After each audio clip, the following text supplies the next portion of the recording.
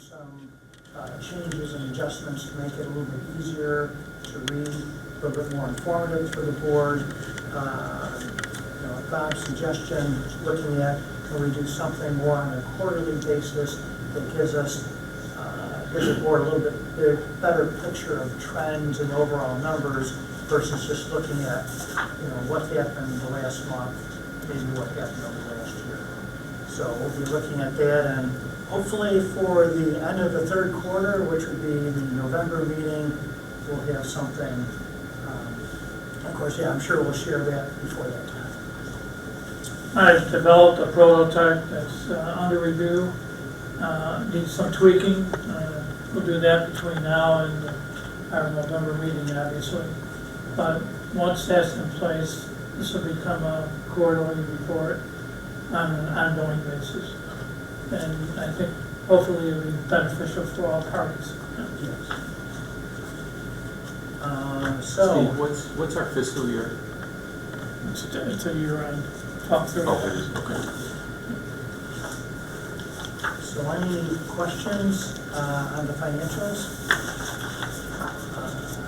If not, we have a motion to approve. Second? Second. All in favor? Aye. Anyone opposed? No, motion carried.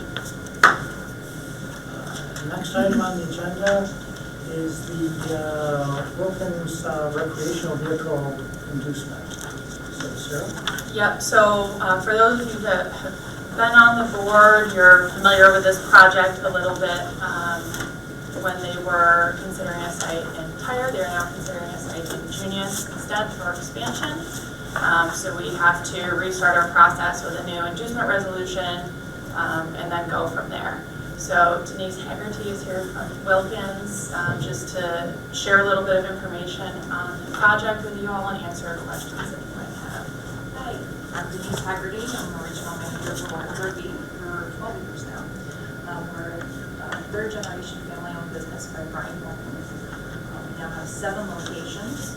So we are looking at this site as it would remain a 7th location. We'll be closing our Victor location and moving it to this new site. Looking to develop 35 acres with about 42,000 square foot facility. We feel that it's a really great location, not only because it's on the thruway, but it also is a really good centralized location between that location, Syracuse locations, and our Rochester location. So it kind of spreads things out a little bit because we have our Rochester locations in Churchville, New York. So Churchville and Victor, we're kind of on top of each other. So it gives us a little bit of distance there. Kind of completes that whole Western New York area for us. We sell about 3,000 campers a year in Western New York, one of the largest dealers.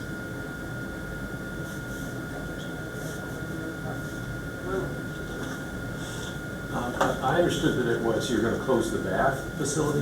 No, absolutely not. Is that just where your original? The original location is in Bath, New York. That's our corporate headquarters. My mistake, okay. I should explain that. Our original location was in Cornell, New York, and that facility moved to Bath, I believe, in 2006, and that's our corporate office. No intention of closing that. And do you have any use for the Victor location when you leave there? Is there something else that's going to fill in behind you? No, at this point, our intention is to close down that facility. Brian owns the property. I'm not sure of his intentions, but I guess he said he'll probably sell that facility. It's a little landlocked. We only have about 8 acres of usable space in that area, and we're just not on it. Yeah, in terms of overall business, how much is really from outside the county, even anything outside the state? Or where are you really going to draw your?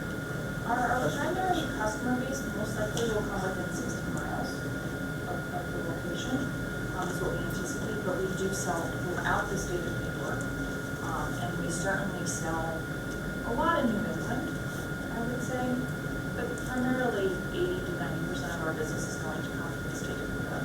You do pull from Vermont, we've sold from California, Florida, Texas, so if you have the right used piece, certainly people will travel for that. but we do primarily most of our customers. Our back facility does pull from Pennsylvania quite a bit, down Nichols, and so our newest location will also pull from Pennsylvania, certainly it's possible, but because of those locations that we will see more people coming from Pennsylvania up into the region. And certainly being on 90 now, it also help us. Quite visible. Yes, yes, so a lot of foot traffic there. Any idea roughly how much total business is from sales versus service?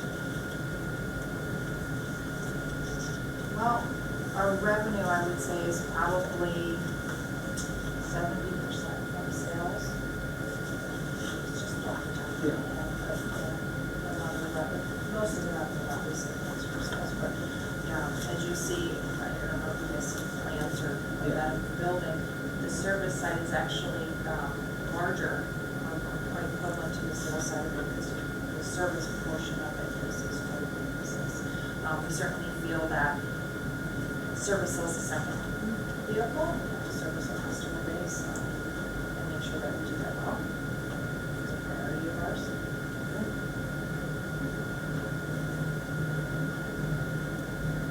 Any other questions from the board?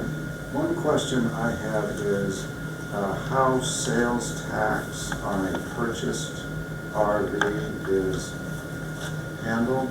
Are sales tax receipts from all purchases, irrespective of where the purchaser's home address is, are all sales tax receipts due to the county that the sale is made in, or is it due to the location where the purchaser lives? We pay, so it's just like an auto vehicle, it's would be paid to the county that the register, I believe, is in. So if I'm registering that vehicle in Tompkins County, the sales tax would then accrue to Tompkins County. So the sales tax receipts that would accrue to Seneca County would be on sales only to residents of Seneca County. Correct, but parts and service would, all of the sales tax from that would go. So only on vehicle sales tax does it go back to the county of the register. So any of our part sales or service sales, we would pay something. Understood. 30%. Any other questions? Quite a journey, taken quite a few months to get your final location. Yes, it has been. It's been a long journey. So we originally had started to just, we wanted to redevelop the same Victor. And then a couple of properties have come up. And made us decide this was a much better fit. Just overall. So we're very excited. Okay. Well, I guess no other questions. Thank you for letting us in. Well, thank you for having me. Appreciate it. If you need anything else, if someone thinks of a question, please contact us all the time. Sounds good. Thank you. So the resolution is just the inducement. So again, you all sort of know the drill by now, but this is to allow us to negotiate a pilot and to conduct a public hearing. Given that we've already sort of been through this process, we do already have a cost-benefit analysis done based on what the previous pilot structure was going to be, which is our standard 10-year, 50% exempt in the first year, and then scaling up from there. Are there any questions? If not, then we'd like to have a motion to approve Would you like to say anything? I'd like to have a motion to approve the inducement resolution for the Wilkins project. I'll make a motion to approve. Second? Second. Kelly, for roll? Mr. Brusso? Yes. Mr. Trout? Yes. Mr. Bruce Murray? Yes. Mr. Tom Murray? Yes. Mr. Shipley? Yes. Mr. Guthrie? Yes. Mr. Lott? Yes. Mr. Kine absent, motion carried. Next is a review of the revolving loan fund. So Sarah?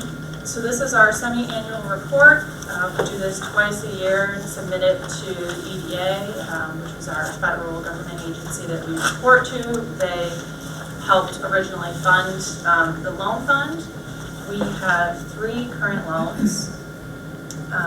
Bonadin, Pine Tree Farms, and Trader Farms, as Steve mentioned when we did the financial update, all are current on their loans. With the end date, nearest end date being Pine Tree Farms in 2023. Trader Farms we just approved last year. So we have approximately $774,000 currently available to lend. We do have a loan committee meeting scheduled for almost a week from today to consider our loan application from Best Made Products. That is complementary to the project that they're doing at Deer Run.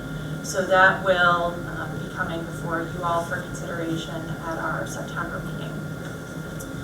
Just to go over some of the highlights of the report.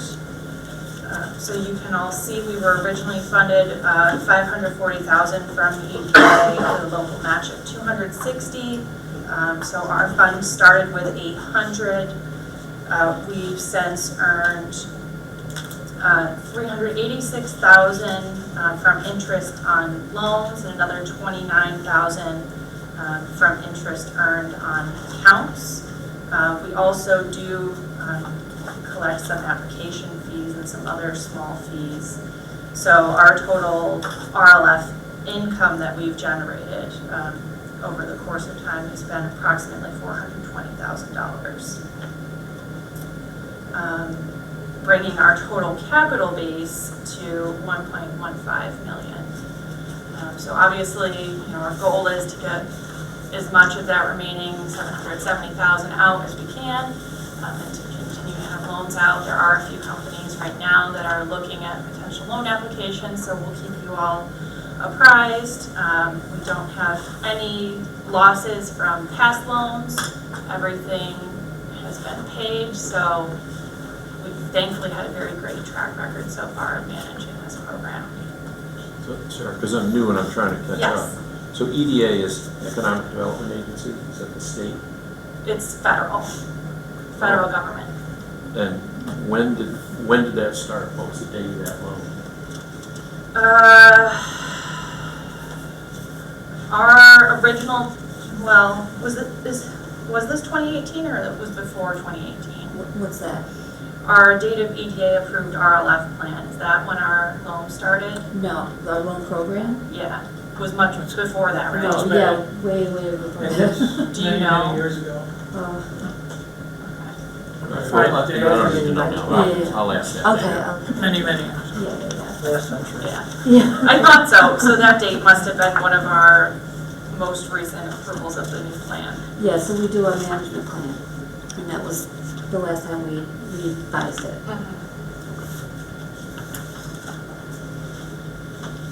Any other questions about this report of the loan program?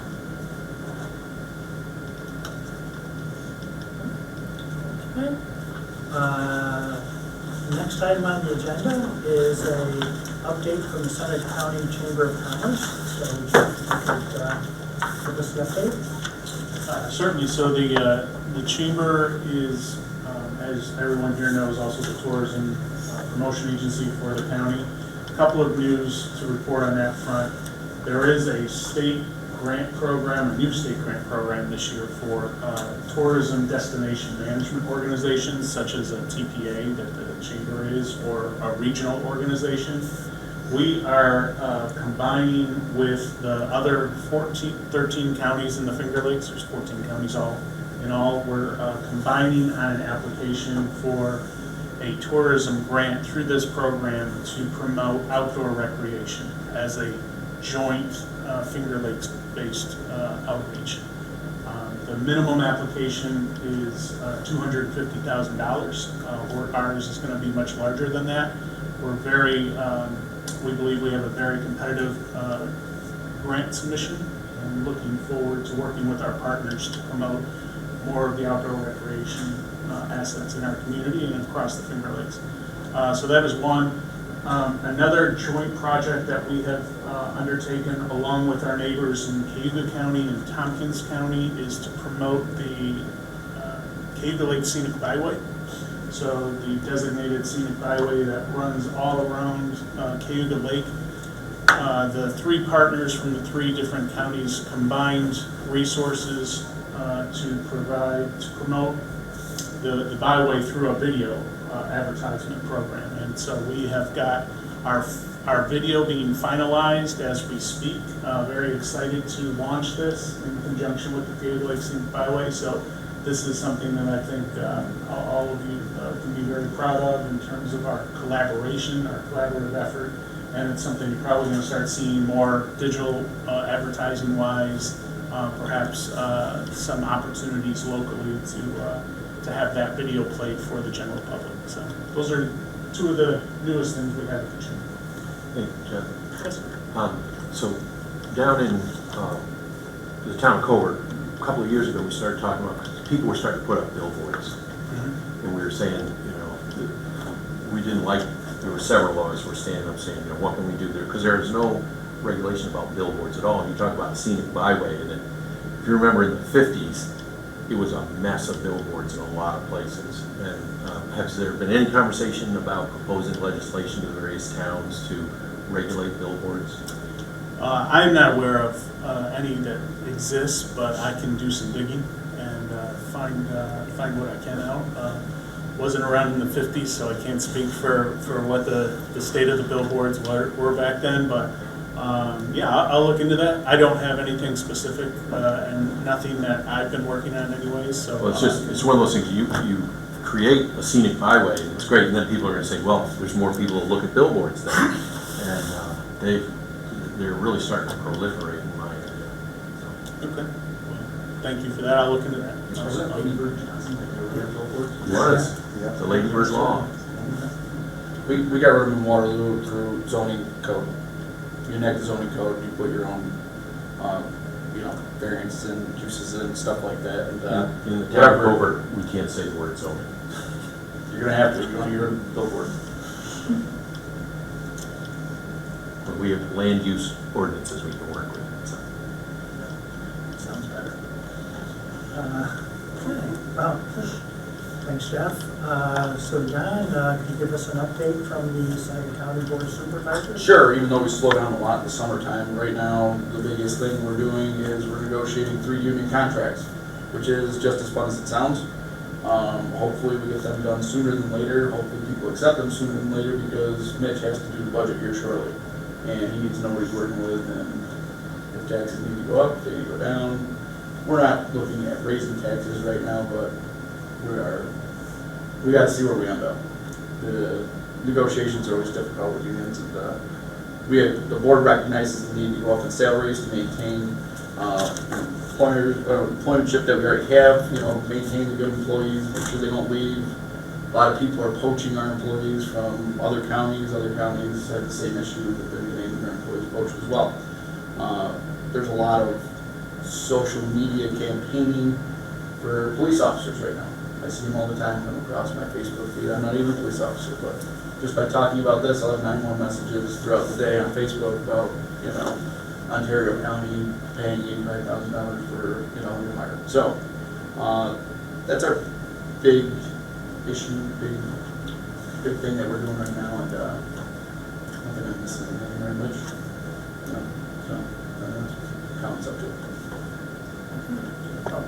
Yep. I got just a simple question. Maybe it's not the right platform to be asking, but sales tax revenues, anybody have any idea how we're running from compared to the first quarter to the second quarter of this year, based on COVID's kind of, not as restrictive anymore, we're seeing more freedom. Is there an increase in that? I think we're in relatively good shape, aren't we, Mitch? Yeah, last year the county set an all-time record, went a little bit over 30 million for the county's local share. Year to date, this year, we're a little bit ahead of this time last year, so all things equal, the county will probably exceed last year's, which was the highest that the county had ever had, which is good news on the labor negotiation. You always try to budget the sales tax conservatively, because if something like COVID or something else in the economy happens and then money doesn't come in, like the property tax you levy, pretty much know you're gonna get it. So we do try to budget it conservatively. Last year we budgeted 25.4 and took in 30. And this year we budgeted 26 and are on track to go over 30. So it'll help us with selling, hopefully all other things equal with the labor contracts, that we can hopefully do better salary and wage wise for our employees and not have to do a property tax increase in order to do that. So the sales tax has been really good. Good.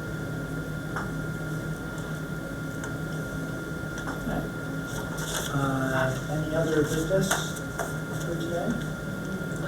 No?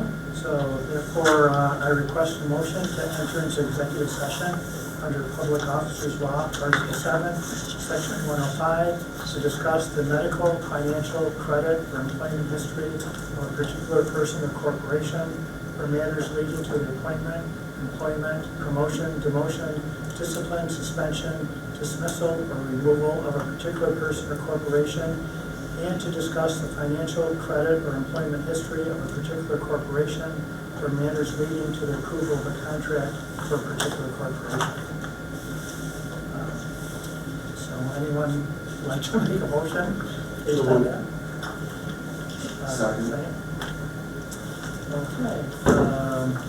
All in favor? Anyone opposed? No. So we're in executive session. Just need confirmation. Back, we're out of our executive session. We had long discussions on a number of different items. One thing I would like is like a motion to approve the hiring of David Hewitt as our new grants and development specialist with a salary of $55,000 per year, contingent upon his passing of a background check. Second. I guess Kelly, will do a roll call? Mr. Brusso? Yes. Mr. Trout? Yes. Mr. Bruce Murray? Yes. Mr. Tom Murray? Yes. Mr. Shipley? Yes. Mr. Guthrie? Yes. Mr. Lot? Yes. Mr. Kime, absent, motion carried. So last item is, can I have a motion to adjourn? So moved. Second? Second. Everyone in favor? Aye. Anyone want to stay? No?